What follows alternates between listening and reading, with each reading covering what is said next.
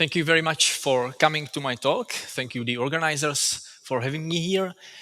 I'm Jaromír Mika, and I came from Olomouc, which is the place where the last CEFCO took place. And today I would like to speak about some hot topic about hot atoms and especially some kind of interference that we have been observing lately. First, I would like to ask you a question. What do we usually want in general? What do we require to observe interference of light, especially when connected with atoms? In general, one would need to have his phase to be stable. When working with atoms, this usually means that you want to control, to cool the atoms down so their thermal motion is suppressed. Then, if you have the interferometers, you usually want to implement some kind of active feedback to stabilize the interferometer. And if you want to help yourself even a little bit, then you filter out the narrow spectra just to boost your conference. In our approach, we actually took the exact opposite limit. We took the hot atomic ensembles and which are suffering from all this thermal motion, which causes the total phase randomization. And then we said to ourselves, okay, let's see some kind of interference. I put the word suffer here in the quotation mark because in reality, this is something, the thermal motion, thermal movement that actually saves us, that actually enables us to see this kind of interference. Let's move on. First, small disclaimer. All this evaluation happens using the second order correlation function here, the G2. And then finally, let's move on to atoms and let's move to some basic, fundamental, even like textbook example.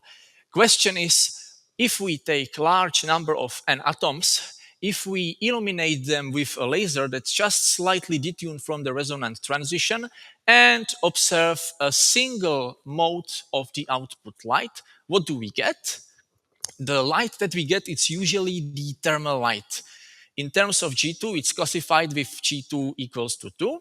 And many groups have studied this, did some theoretical work, and we did it as well. We showed that there is some regimes where the single scattering happens and multiple scattering happens, and we even evaluated the correlation functions up to fourth order. But you can still say, okay, so whatever. Is it like anyhow surprising? Well, yes and no, because if you just slightly modify the experimental setup, something that's been simply surprising could still happen. In our case, it was when we actually added the mirror here. So we illuminated the medium and then again with the back reflected laser beam. So what actually happened? What kind of G2 did we observe there? This, with clearly showing some oscillations, clearly showing some kind of interference. I could stop right now, but let's actually look inside at the principle of what is going on. Let's start again with the atoms from the Doppler mode and medium being illuminated by the laser, which is detuned from the resonant transition by delta. Nothing much. What happens is that from all these Doppler broadened atoms, there is some kind of atomic velocity class that feels the laser light resonantly. Okay, this is first kind of some kind of velocity selection already. Now, if we observe the scattered light under a very small angle, what do we observe? Nothing surprising is the thermal light with G2 approaching 2 and the spectral properties that are given either by the scattering angle and by the thermal properties. Finally, let's move to some more interesting regime, at least for us. This is what happens if we shine from the other side and observe the reflection, observe the light that gets scattered basically in the backscattering regime. For us, the biggest surprise was that the coherence is still preserved, right?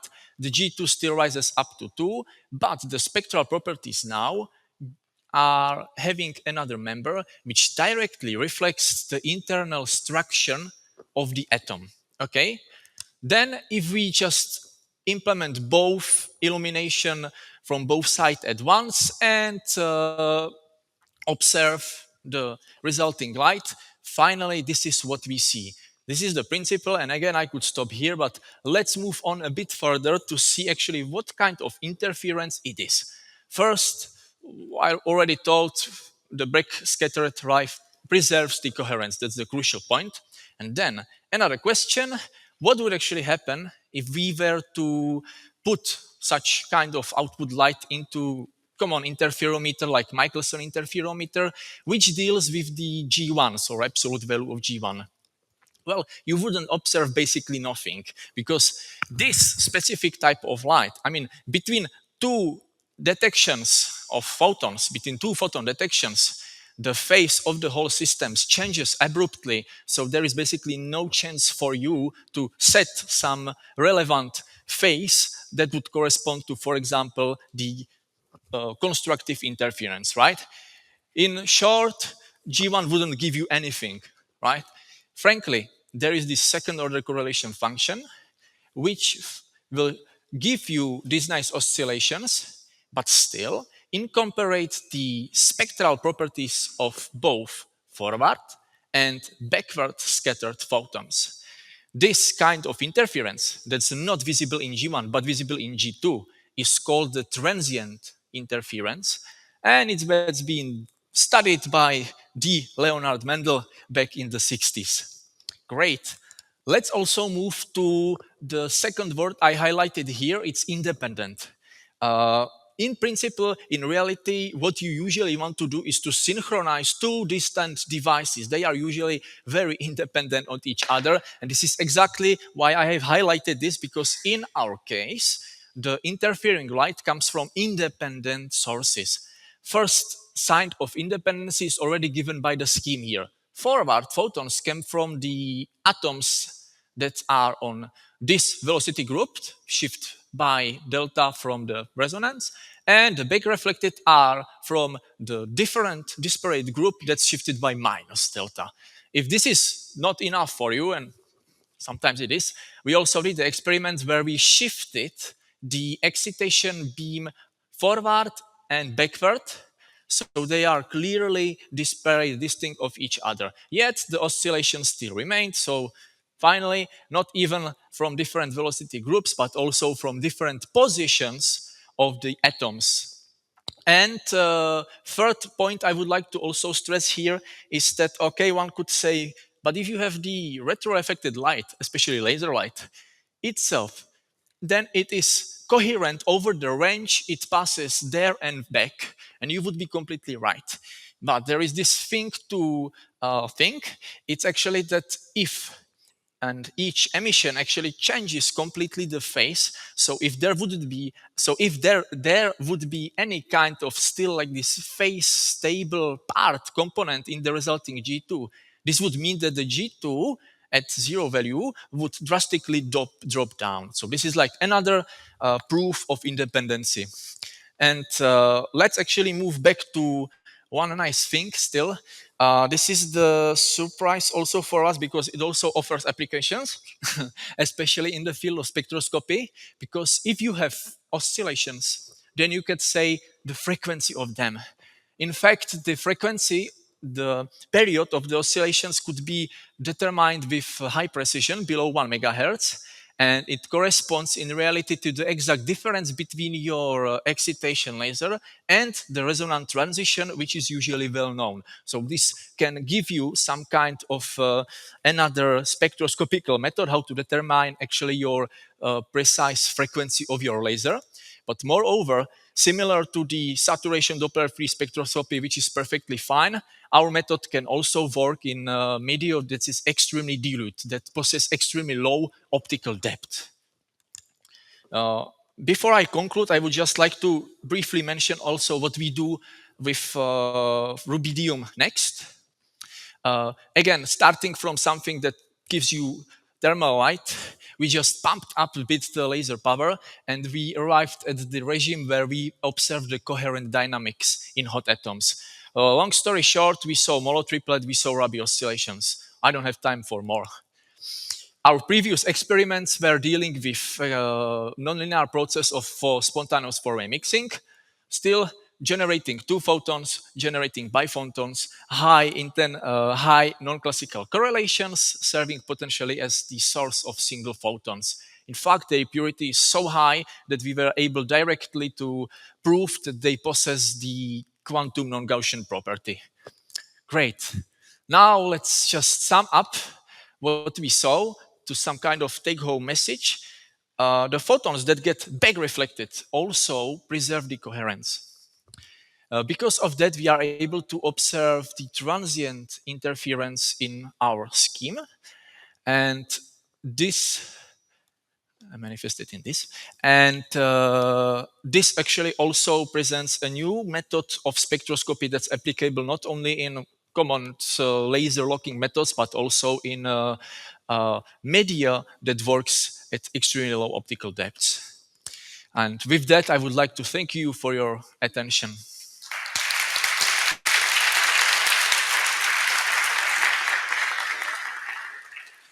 Thank you very much for staying well in time.